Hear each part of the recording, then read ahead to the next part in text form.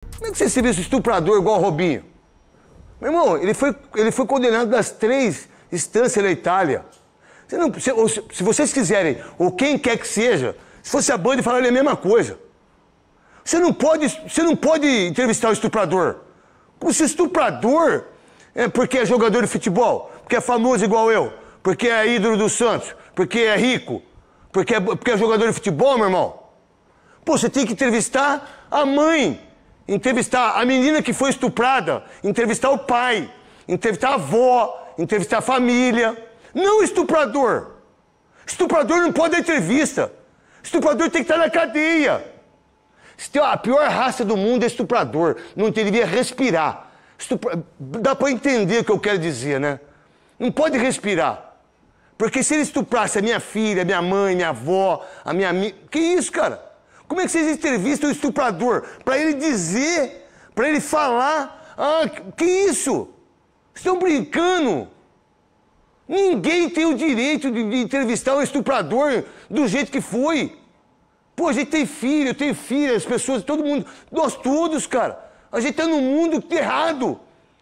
A gente tá num mundo que não tá certo. A gente tem 2 mulheres aqui. A gente tem 2 comentaristas aqui, 2 mães. As 2 mães maravilhosas, diga-se de passagem, que eu vejo ela no Instagram, detonando com minha mãe, minha mulher, minha mãe. Que isso, cara? Ah, então eu entrevisto o estuprador na televisão, ele fala o que ele quer, responde o que quer. Que por sinal ficou muito pior aí na entrevista. Pô, pera um pouco, mano, que país é esse?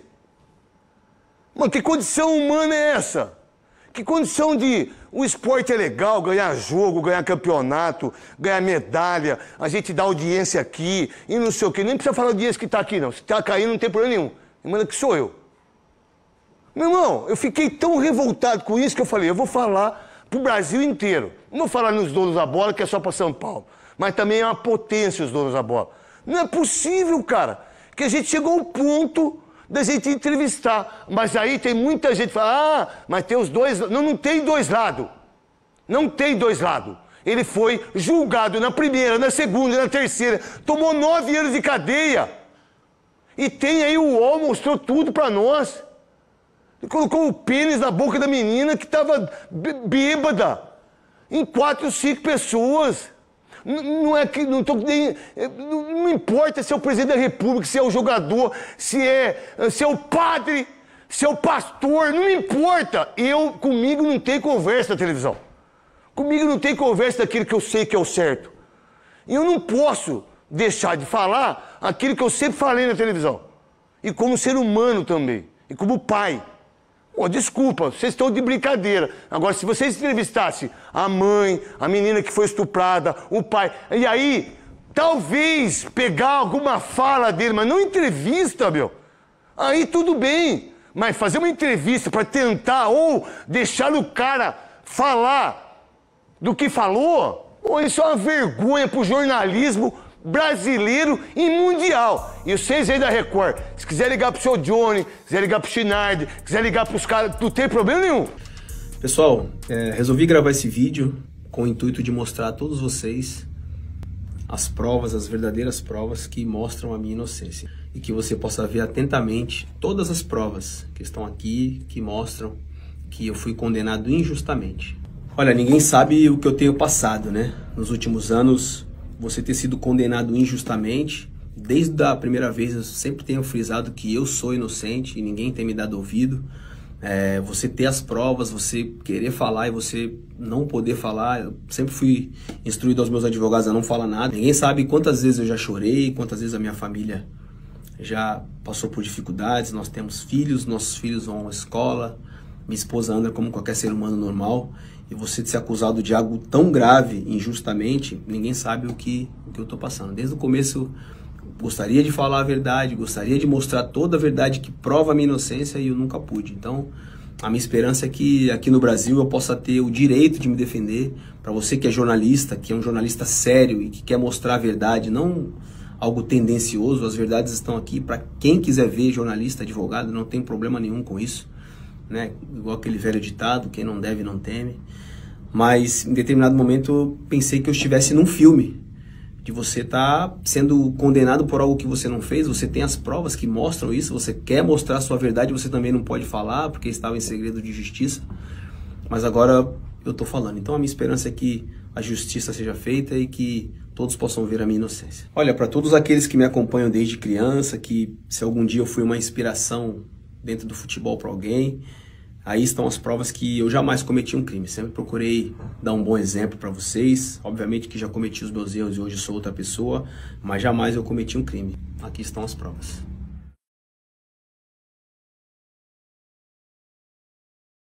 Era uma noite tranquila, como qualquer outra noite. Era um café, se o café se chamava, um local que na época era um local bem tranquilo, bem familiar.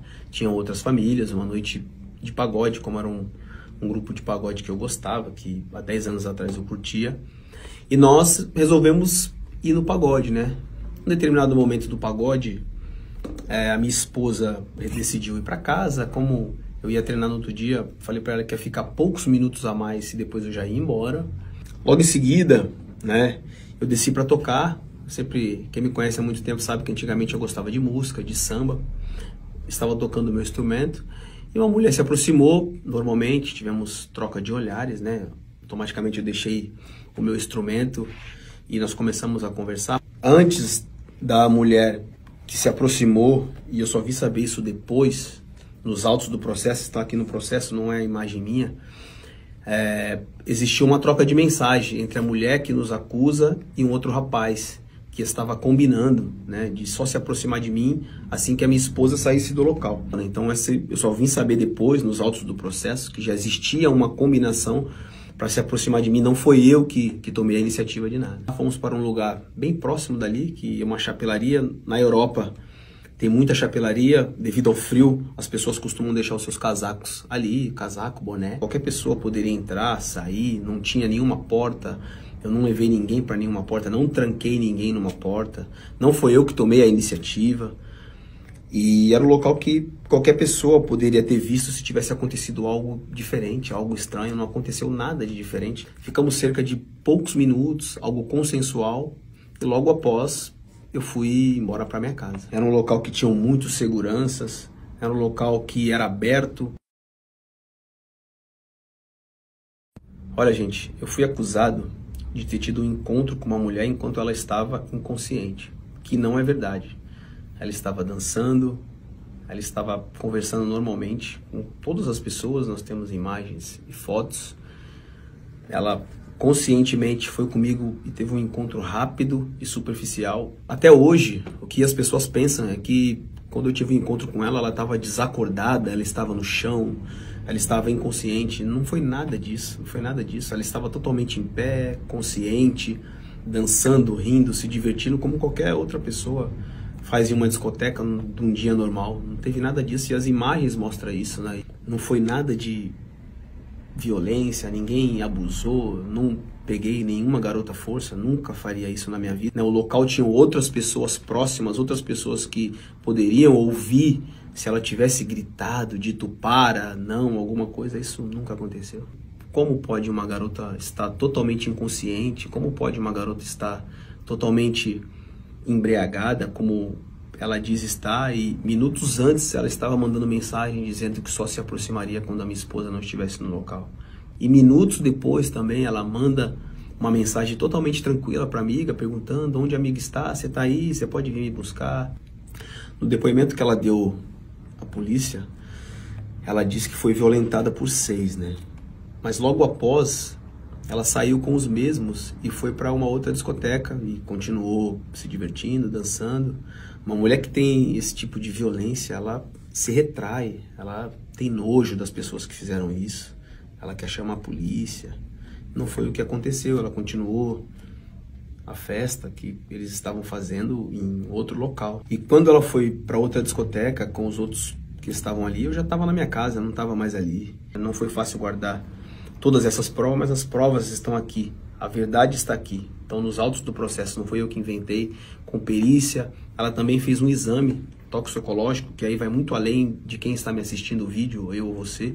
É um exame que prova que tudo aquilo que ela ingeriu, ela não estava bêbada, ela lembra com riqueza de detalhes exatamente tudo. e eu não sei o porquê que a justiça italiana não aceitou as minhas provas. Tudo que foi falado, e depois do exame toxicológico que ela disse que bebeu, era impossível ela estar embriagada, era impossível ela estar totalmente inconsciente, ela sabia exatamente o que ela estava fazendo. E para provar que eu não tive nenhuma violência sexual com ela, e jamais eu abusaria, eu falei a verdade, eu estava lá com ela, foi um encontro rápido, mas nem o meu teste de DNA estava lá. Eu poderia ter mentido se eu fosse uma pessoa mentirosa, se eu estivesse querendo esconder alguma coisa, mas eu não menti, eu falei a verdade desde o começo, e o meu DNA nem apareceu lá. Eu fiz o teste de livre e espontânea vontade, fiz tudo aquilo que foi determinado, mesmo sem ter o meu DNA lá, eu ainda assim fui condenado. No depoimento que ela deu à polícia, ela lembra da cor da camisa, ela lembra quantas pessoas estavam com ela lembra da marca do carro, ela lembra que ela tinha que voltar para buscar uma bolsa. Uma pessoa que está inconsciente teria tantas lembranças com riquezas de detalhes? Será que não é muito estranho você lembrar de tanta coisa que aconteceu e ao mesmo tempo estar inconsciente? Ela deu 2 depoimentos à polícia, 2 depoimentos diferentes. No primeiro depoimento, ela lembra que estava todos os 6 ali, interagindo. No segundo depoimento, ela já lembra com mais riqueza de detalhes que eu tive uma intimidade com ela. Ou seja, 4 meses depois, ela lembrava mais. No primeiro depoimento, ela fala uma coisa, ela não lembra. No segundo, ela fala outra. Já mostra a incoerência na versão dos fatos dela. No primeiro depoimento em Bérgamo, ela lembra com riqueza de detalhes de todos os rapazes que estavam ali. Mas ela estava inconsciente. Difícil você lembrar estando inconsciente. No segundo depoimento, que foi em Milão, aí ela já lembra que tivemos uma intimidade entre eu e ela, que foram 2 meses a mais, ela disse que lembrava. Então, existe essa incoerência. Diante de tantas provas assim, contundentes, provas que são gritantes, que mostram a minha inocência, não tenho uma prova nem 2, eu tenho várias provas que mostram que não é verdade a acusação que me fizeram, isso só me leva a crer que esses mesmos que me condenaram são os mesmos que permitem com que aconteça inúmeras vezes história de racismo contra inúmeros estrangeiros fora do Brasil, né? Joguei na Europa durante quase 10 anos e só no Milan joguei 4 anos. Nesses 4 anos eu vi várias e várias vezes história de racismo. Já teve jogadores como Mário Balotelli, que a quantidade de vezes que eu falei, Mário, tranquilo, esquece isso, vamos jogar futebol. Joguei com outro jogador chamado Prince Boateng, que em determinado momento ele tirou a camisa do Milan. Você pode ver aí nas imagens, ele tirou a camisa e pediu para não jogar mais, porque ele não estava suportando aquela situação de racismo. Então esses mesmos que não fazem nada, que não tomam nenhuma providência sobre racismo, são os mesmos que me julgaram, que não dão nenhuma voz para um negro que está tentando se defender, que tem provas aqui, provas cabíveis, que está tentando provar sua inocência, mas que eles não dão voz. Eu tenho absoluta certeza que se fosse com um europeu, que se fosse com um branco, com certeza o meu julgamento teria sido totalmente diferente. Existe um contexto sobre todos esses áudios que vocês ouviram. Obviamente, eu sou uma pessoa totalmente diferente daquele Robinho de 10 anos atrás. O ser humano ele evolui. Hoje eu tenho um linguajar totalmente diferente. E para você que ouviu os áudios de maneira isolada, né, para você, principalmente as mulheres, pode achar, pô, eu sou insensível, eu sou um cara escroto, eu não respeito as mulheres. Não é isso. Ali eu estava num ambiente de pressão, eles estavam me pressionando, eu tinha absoluta certeza que eu estava sendo extorquido. As pessoas que me ligavam, que me chamavam, que estavam falando comigo naqueles áudios, eram pessoas que eu não confiava, eram pessoas que já tinham me pedido dinheiro outras vezes, e eu tinha absoluta certeza que eu não tinha cometido um crime, que eu não tinha engravidado ninguém. Então, mais para eu me livrar, para que parassem de me perturbar, eu falei aquelas palavras. Os áudios foram gravados depois de 1 ano. Obviamente, né, eu naquele momento, jogador de futebol, depois de 1 ano, você não lembra de exatamente tudo aquilo que você fez, com quem você anda. Aquelas pessoas que estavam me ligando não eram pessoas confiáveis, não eram pessoas que tinham seus documentos italianos totalmente corretos. Então eu tinha absoluta certeza que alguém estava querendo me extorquir, que eu tinha que pagar 60 mil euros, depois história de gravidez. né? Então eu acabei dando risada não por menosprezo, mas assim como algo que eu fiquei totalmente surpreso, né? Igual alguém chegar pra você e falar, você roubou um banco, você faz, eu nunca, não faço isso. Então foi a mesma coisa, a mesma reação que eu tive de dar risada, não com desprezo a uma mulher, ou não por desprezar. A risada foi de pasmo, assim. O que vocês estão falando é totalmente ao contrário, não existe isso, não existe possibilidade de crime, muito menos de ter engravidado alguém. O encontro que eu tive com ela ali, que foi algo superficial e rápido, eu nunca neguei isso, mas você ter um encontro consensual com uma garota e você cometer um crime, existe uma distância muito grande. Isso nunca aconteceu, então por isso que nos áudios que eu falei, que palavras de baixo calão, acabei dando risada, foi porque eu tinha absoluta certeza que eu não tinha cometido nenhum crime e que também não tinha engravidado ninguém.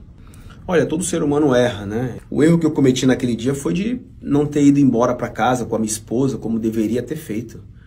Mas de você ter cometido um erro com a sua esposa, de você ser um criminoso, cometer um crime, existe uma distância muito grande, né? Muito diferente, é total.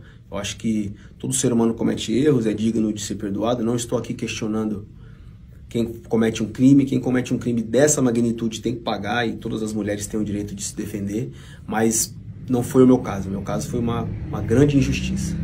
Olha, eu quero deixar bem claro que toda mulher tem o direito de fazer sua denúncia, se sentir violentada, né? Eu tenho mãe, tenho esposa, tenho mulheres que eu amo, minha filha, e toda mulher tem o direito de se defender, mas isso não foi o meu caso. O meu caso foi uma inverdade e uma falsa acusação. Gostaria de agradecer a todos que sempre me trataram bem, a todos que às vezes até mesmo sem informação acabaram me criticando, mas as mensagens estão aí. Muito obrigado pelo carinho de vocês e que vocês possam mostrar essa verdade para quem quiser ver.